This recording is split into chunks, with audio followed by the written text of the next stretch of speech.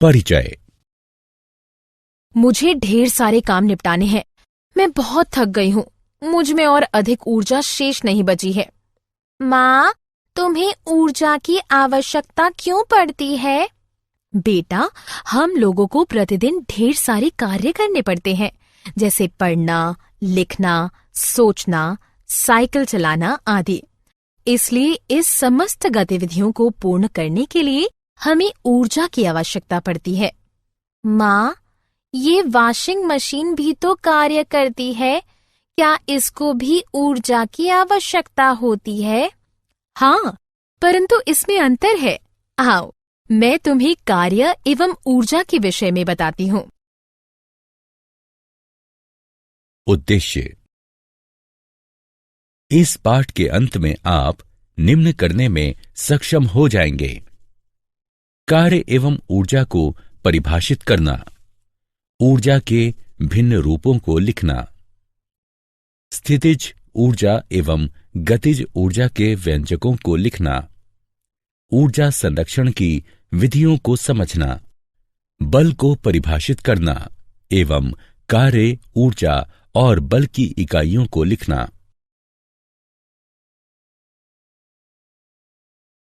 कार्य।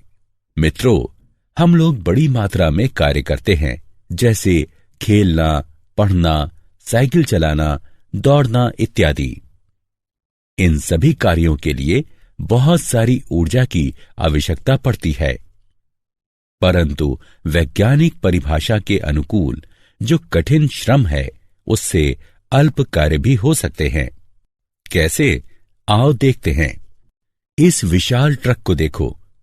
हम इसको धक्का देने के लिए कठिन श्रम करते हैं, परंतु तमाम प्रयासों के पश्चात भी ट्रक का स्थान परिवर्तित नहीं होता। हम थक जाते हैं। कठिन श्रम के पश्चात भी हम लोगों ने कोई कार्य नहीं किया, क्योंकि ट्रक का स्थानांतरण नहीं हुआ। हम कह सकते हैं कि हमने कठिन श्रम किया, परंतु विज्ञान की दृष्टि में हमारे द्वारा ट्रक पर कोई कार्य नहीं किया गया। हम विज्ञान में कार्य पथ का भिन्न प्रकार से प्रयोग करते एवं परिभाषित करते हैं। उदाहरण के लिए, अगर हम एक ऊंचे पर्वत पर चढ़ते हैं तो विज्ञान के अनुसार हमने बहुत कार्य किया है। कार्य की वैज्ञानिक अवधारणा। कार्य संपन्न होने के लिए इन दोनों स्थितियों को संतुष्ट किया जाना आवश्यक है। प्रथम तो यह कि किसी वस्तु पर बल का प्रयोग हो। द्वितीय यह कि वस्तु का स्थानांतरण हो। आइए हम कुछ परिस्थितियों पर नजर डालते हैं। यदि हम एक मेज को खींचते हैं और मेज अपने स्थान से कुछ दूर खिसकती है, यहां हमने खींचने के लिए मेज पर एक बल आरोपित किया और यह स्थानांतरित हो गया। इस प्रकार कार्य की दोनों शर्तें यहां पूर्ण होती हैं, इसलिए कार्य संपन्न हुआ। इसी प्रकार जब हम क्रिकेट खेल रहे होते हैं, यदि हम गेंद पर बल्ले से प्रहार करते हैं तो कार्य संपन्न होता है, क्योंकि बल गेंद पर आरोपित होता है और वो गेंद बल द्वारा विस्थापित होती है।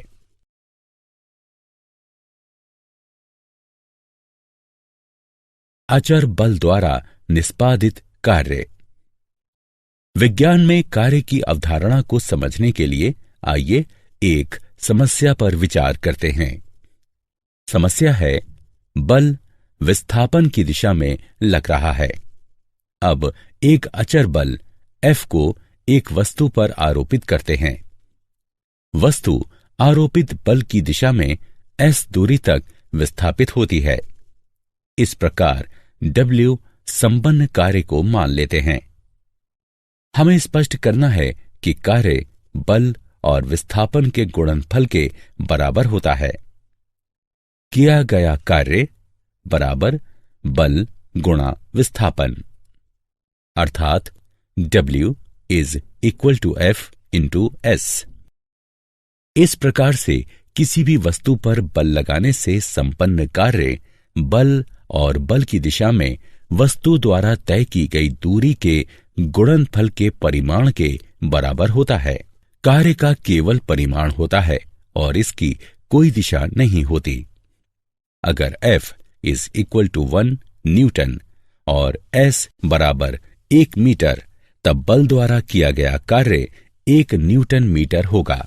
कार्य की इकाई न्यूटन मीटर, Nm या जूल यानी J है। इस प्रकार 1 न्यूटन मीटर या 1 जूल किसी वस्तु पर किए गए कार्य की मात्रा है। जब वस्तु पर 1 न्यूटन का बल लगता है और वह बल की दिशा में 1 मीटर विस्थापित होती है।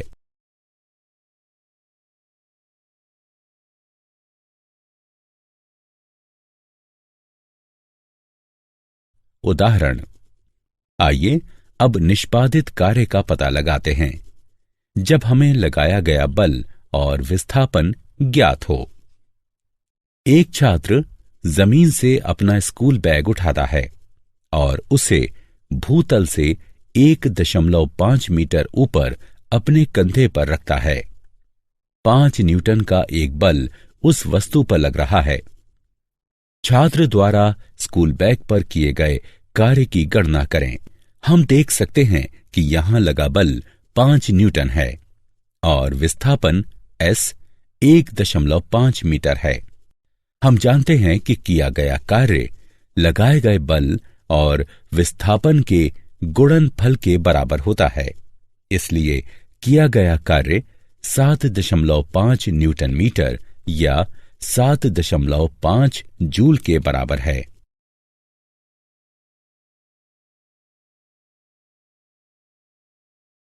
ऊर्जा।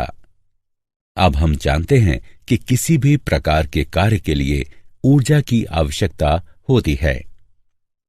किसी भी कार्य को पूर्ण करने के लिए ऊर्जा आवश्यक है, परंतु प्रश्न ये भी है कि ये ऊर्जा आती कहां से है। हमारे लिए सूर्य ऊर्जा का सबसे बड़ा स्रोत है। हमारी ऊर्जा के कई स्रोत सूर्य से ही उत्पन्न हुए हैं। ऊर्जा स्रोतों को 2 समूहों में वर्गीकृत किया जा सकता है, अनवीकरणीय और नवीकरणीय। हमें अधिकांश ऊर्जा अनवीकरणीय ऊर्जा स्रोतों से ही मिलती है। कोयला, पेट्रोलियम, प्राकृतिक गैस, प्रोपेन और यूरेनियम अनवीकरणीय ऊर्जा स्रोत हैं। विद्युत उत्पादन, घरों को गर्म रखने, गाड़ियों के परिचालन और सभी प्रकार के उत्पादों के निर्माण में इसका उपयोग किया जाता है। इन ऊर्जा स्रोतों को अनवीकरणीय कहा जाता है क्योंकि इनकी उपलब्धता सीमित है। नवीकरणीय अर्थात अक्षय ऊर्जा के स्रोतों में जैविक ऊर्जा, भूगर्भीय ऊर्जा, पनबिजली, सौर ऊर्जा और पवन ऊर्जा सम्मिलित हैं। इन्हें नवीकरणीय ऊर्जा स्रोत कहा जाता है क्योंकि इनकी अल्प समय में ही पुनः पूर्ति संभव है। हम नवीकरणीय ऊर्जा स्रोतों का उपयोग मुख्यतः विद्युत ऊर्जा के निर्माण में करते हैं। एक वस्तु में जो कार्य की क्षमता होती है उसे धारित ऊर्जा कहते हैं। जब वस्तु कार्य करती है तो ऊर्जा का ह्रास होता है और जिस वस्तु पर कार्य होता है वह ऊर्जा ग्रहण करती है। इस प्रकार किसी वस्तु में निहित ऊर्जा को उसकी कार्य क्षमता के संदर्भ में मापा जाता है। अतः ऊर्जा की इकाई भी वही है जो कार्य की इकाई है, अर्थात जूल यानी J। 1 जूल कार्य संपन्न करने के लिए 1 जूल ऊर्जा की आवश्यकता होती है, जबकि ऊर्जा की बड़ी इकाई के लिए किलो जूल यानी kJ का प्रयोग होता है। 1 किलो जूल 1000 जूल के बराबर होता है। ऊर्जा के विभिन्न रूप। ऊर्जा के कई अलग अलग रूप हैं। ऊर्जा के विभिन्न रूपों में स्थितिज ऊर्जा, गतिज ऊर्जा, ताप ऊर्जा, रासायनिक ऊर्जा, विद्युत ऊर्जा एवं प्रकाश ऊर्जा भी सम्मिलित है। आइए सर्वप्रथम गतिज ऊर्जा के विषय में अध्ययन करते हैं। हम जानते हैं कि एक गतिमान वस्तु कार्य कर सकती है। एक वस्तु अपने समरूप से अधिक कार्य कर सकती है, जिसकी गति अपेक्षाकृत मंद है। गतिज ऊर्जा वह ऊर्जा है जो किसी वस्तु में उसकी गति के कारण निहित होती है। किसी वस्तु की गति में वृद्धि के साथ उसकी गतिज ऊर्जा भी बढ़ती है। घूमता पहिया, चलती कार, दौड़ता लड़का आदि गतिज ऊर्जा के उदाहरण हैं। अतः हम कह सकते हैं कि नियत वेग से गतिमान किसी पिंड की गतिज ऊर्जा उस वेग को प्राप्त करने के लिए पिंड पर किए गए कार्य के बराबर होती है।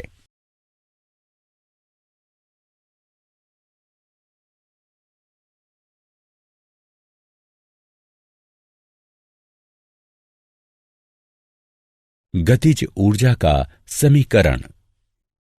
अब आइए हम किसी वस्तु की गतिज ऊर्जा को एक समीकरण के रूप में व्यक्त करें।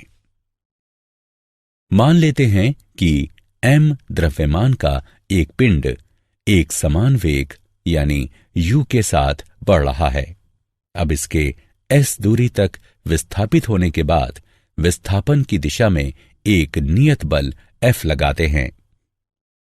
हम जानते हैं कि किया गया कार्य अर्थात W लगाए गए बल F एवं तय की गई दूरी S के गुणनफल के बराबर होती है। वस्तु पर किए गए कार्य के कारण इसकी गति में भी परिवर्तन आएगा। चलिए मान लेते हैं कि वस्तु का वेग पहले u था, जो बल लगने के बाद v हो गया। मान लेते हैं कि बल लगने से उत्पन्न त्वरण a है।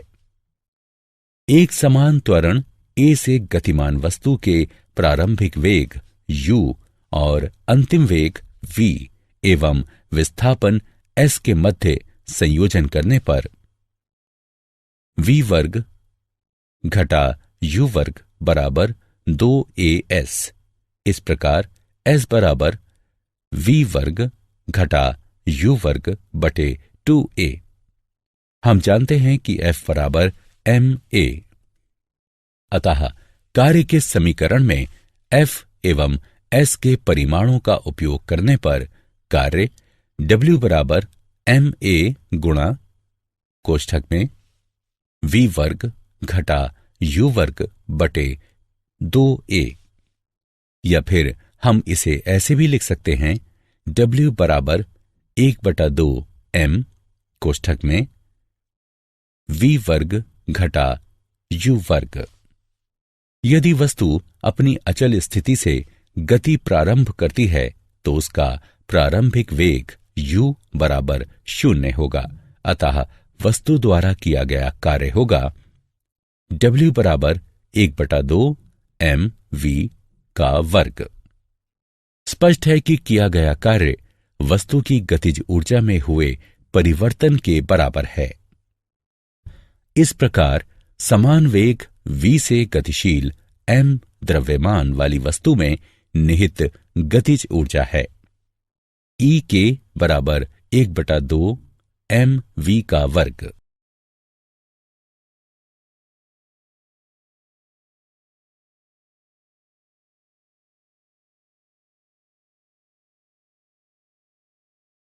उदाहरण। आइए अब 10 किलोग्राम द्रव्यमान वाली एक वस्तु की गतिज ऊर्जा का पता लगाते हैं, जो समान वेग 4m s का मान घटा 1 के साथ गतिशील है। समाधान। यहां वस्तु का द्रव्यमान m बराबर 10 किलोग्राम, वस्तु का वेग बराबर 4m s का मान घटा 1। गतिज ऊर्जा के समीकरण की मदद से हमें प्राप्त होता है बराबर 1/2 गुणा 10 kg गुणा 4 ms का मान घटा 1 गुणे 4 ms का मान घटा 1 बराबर 80 जूल। अतः इस वस्तु की गतिज ऊर्जा 80 जूल है। स्थितिज ऊर्जा। स्थितिज ऊर्जा को समझने के लिए आइए इस गतिविधि को करते हैं। एक रबड़ का टुकड़ा लो, उसको एक छोर से पकड़ो और दूसरे छोर को खींचो। तुम देखोगे कि रबड़ के टुकड़े में खिंचाव आता है। अब रबड़ के टुकड़े के एक छोर को छोड़ दो। तुम क्या देखते हो? रबड़ का टुकड़ा अपनी वास्तविक लंबाई को पुनः प्राप्त कर लेता है। इसका अर्थ यह हुआ कि रबड़ के टुकड़े ने खिंचाव की स्थिति में ऊर्जा ग्रहण की थी। क्या तुम जानते हो कि जब रबड़ के टुकड़े को एक छोर से खींचा गया तब उसने ऊर्जा कैसे ग्रहण की? यहां वस्तु पर किए गए कार्य के कारण ऊर्जा संचित हुई। किसी वस्तु में ऊर्जा का हस्तांतरण होता है तो वो स्थितिज ऊर्जा के रूप में संचित होती है। यदि ये वस्तु के वेग या गति में परिवर्तन का कारक नहीं बनती। जब हम रबड़ के टुकड़े को खींचते हैं तो हम ऊर्जा का हस्तांतरण करते हैं। जो ऊर्जा रबड़ के टुकड़े में हस्तांतरित होती है वही उसकी स्थितिज ऊर्जा है। वस्तु द्वारा अर्जित स्थितिज ऊर्जा वह ऊर्जा है जो उस वस्तु की स्थिति अथवा उसके विन्यास के प्रभाव स्वरूप उसमें उपस्थित है। ऊंचाई पर किसी वस्तु की स्थितिज ऊर्जा। गुरुत्वीय स्थितिज ऊर्जा किसी वस्तु में संचित वो ऊर्जा है जो उसकी ऊर्ध्वाधर स्थिति अथवा ऊंचाई का परिणाम है। आइए ऊंचाई पर रखी किसी वस्तु के गुरुत्वीय स्थितिज ऊर्जा के प्रभाव का पता लगाते हैं। मान लेते हैं कि एक वस्तु है जिसका द्रव्यमान m है। वस्तु को भूतल से ऊंचाई h तक ऊपर उठाते हैं। ऐसा करने के लिए एक बल की आवश्यकता होगी। वस्तु को ऊपर उठाने के लिए जो न्यूनतम बल लगता है वह वस्तु के भार के बराबर होता है। वस्तु स्वयं पर किए गए कार्य के बराबर ऊर्जा ग्रहण करती है। आइए मान लेते हैं कि वस्तु पर गुरुत्वाकर्षण के विरुद्ध किया गया कार्य W है, अर्थात किया गया कार्य W बराबर बल गुणा विस्थापन, जो कि mg गुणा h के बराबर है। W बराबर mgh। चूंकि वस्तु पर किया गया कार्य mgh के बराबर है, अतः वस्तु द्वारा mgh इकाई के समतुल्य ऊर्जा प्राप्त की गई। यह वस्तु की स्थितिज ऊर्जा है। इसी प्रकार गुरुत्वाकर्षण द्वारा किया गया कार्य वस्तु की ऊर्ध्वाधर ऊंचाइयों के प्राथमिक और अंतिम स्थितियों में अंतर पर निर्भर करता है। इसका वस्तु के विस्थापन के मार्ग से कोई संबंध नहीं है।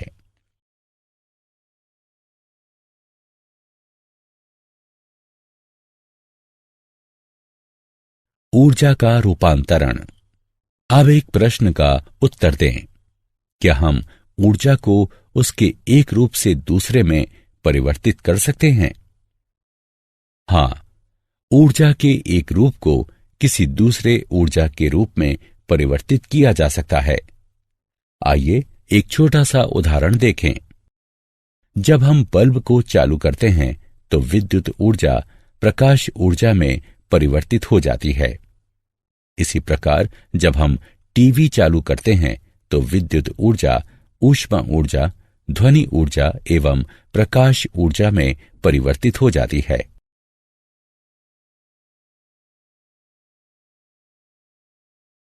ऊर्जा संरक्षण के सिद्धांत।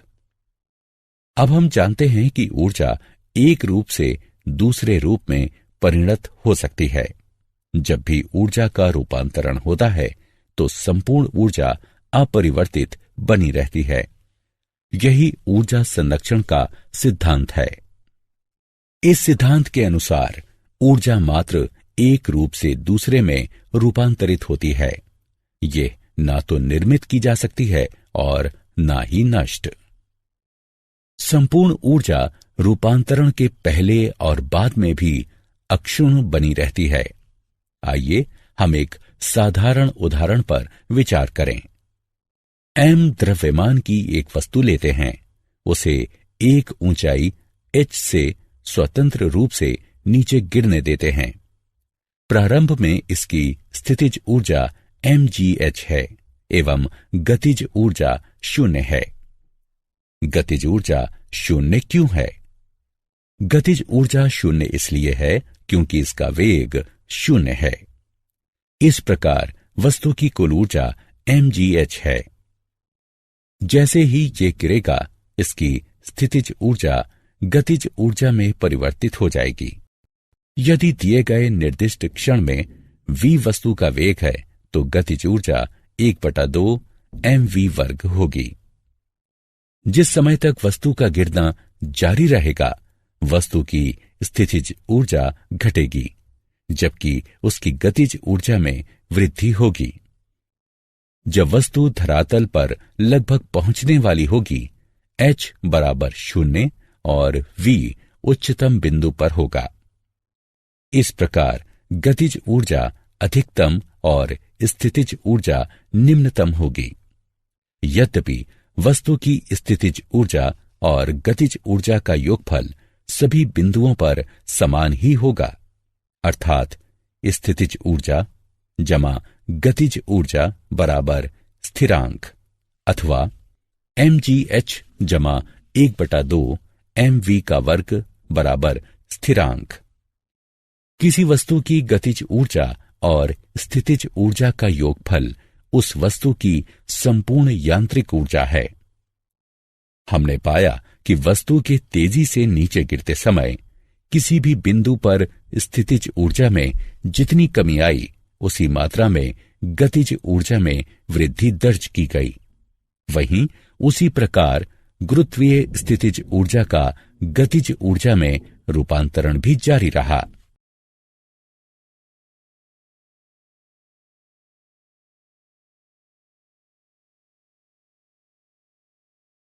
कार्य की दर का मूल्यांकन। मान लेते हैं 2 बच्चे A और B हैं। हम कहते हैं कि दोनों एक ही आयु के हैं। दोनों स्वतंत्र रूप से एक साथ तैरना शुरू करते हैं, परंतु लक्ष्य को पूरा करने में A 5 मिनट लेता है, जबकि B को 9 मिनट का समय लगता है। दोनों ने समान कार्य किया, परंतु कार्य को पूर्ण करने में A ने B से कम समय लिया।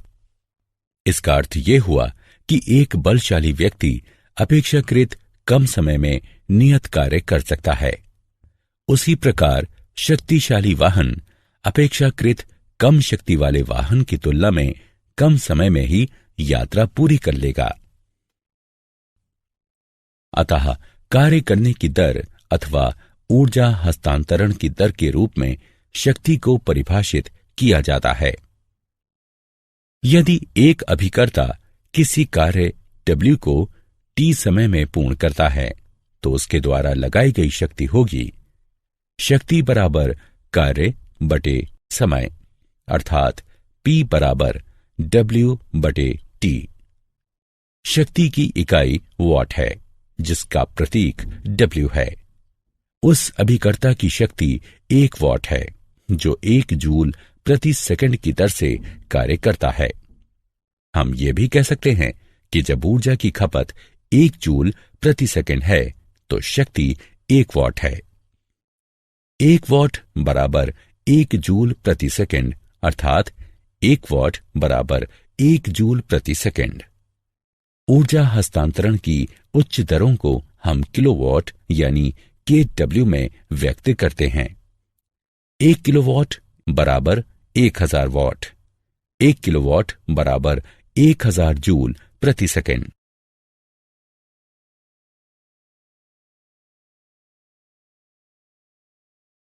ऊर्जा की वाणिज्यिक इकाई। हम जानते हैं कि ऊर्जा की इकाई जूल है, परंतु जूल द्वारा ऊर्जा की बड़ी मात्रा को व्यक्त नहीं किया जा सकता। उसके लिए हम ऊर्जा की बड़ी इकाई का उपयोग करते हैं, जिसे किलोवाट घंटा kWh कहा जाता है। एक यंत्र का उदाहरण लेते हैं जो प्रति सेकंड 1000 जूल ऊर्जा की खपत करता है। यदि यह यंत्र अनवरत 1 घंटे तक काम करता है तो 1 किलोवाट घंटा ऊर्जा की खपत होगी। इस प्रकार 1 घंटे में 1000 जूल प्रति सेकंड अर्थात 1 किलोवाट की दर से 1 किलोवाट घंटा ऊर्जा का उपयोग किया गया। अतः 1 किलोवाट घंटा बराबर 1 किलोवाट गुणा 1 घंटा बराबर 1000 वाट गुणा 3600 सेकेंड बराबर 36 लाख जूल। 1 किलोवाट घंटा बराबर 3.6 गुणा 10⁶ जूल। हमारे घरों और बड़े कल कारखानों में जो ऊर्जा खपत होती है उसे सामान्यतः किलोवाट घंटा में ही मापा जाता है।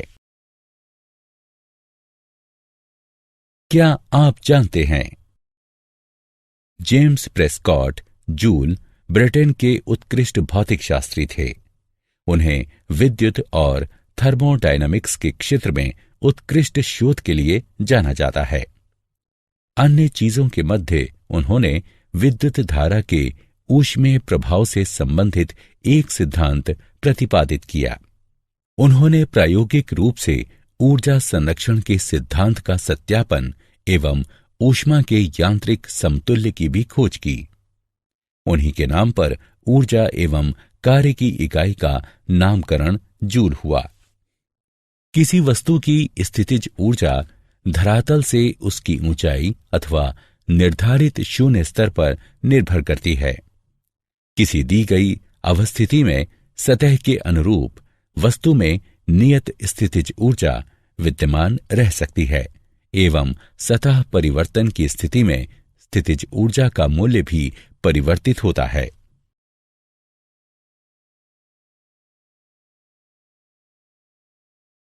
सारांश। आइए हमने जो कुछ सीखा है उसे संक्षेप में दोहराएं। किसी वस्तु पर किया गया कार्य आरोपित बल की दिशा में वस्तु द्वारा तय की गई दूरी एवं बल के परिमाण का गुणनफल होता है। कार्य की इकाई जूल है। 1 जूल बराबर 1 न्यूटन गुणा 1 मीटर।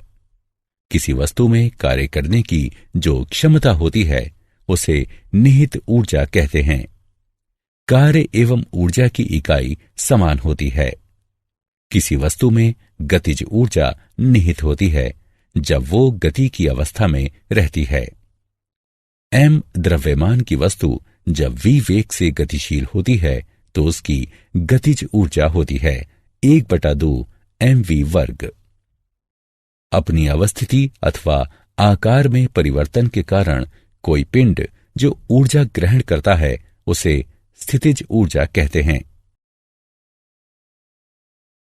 m द्रव्यमान की वस्तु जब धरातल से h ऊंचाई तक उठाई जाती है तब उस वस्तु की गुरुत्वीय स्थितिज ऊर्जा mgh होती है। ऊर्जा संरक्षण सिद्धांत के अनुसार ऊर्जा का मात्र रूपांतरण हो सकता है। यह ना तो निर्मित की जा सकती है और न ही नष्ट। हस्तांतरण से पूर्व और पश्चात संपूर्ण ऊर्जा हमेशा नियत रहती है। किसी वस्तु की गतिज और स्थितिज ऊर्जा के योगफल को उस वस्तु की यांत्रिक ऊर्जा कहते हैं। कार्य करने की दर को शक्ति के रूप में परिभाषित किया जाता है। शक्ति की SI इकाई वॉट है। 1 वॉट बराबर 1 जूल प्रति सेकंड। 1 किलोवाट की दर से 1 घंटे में हुई ऊर्जा खपत को 1 किलोवाट घंटा कहा जाता है।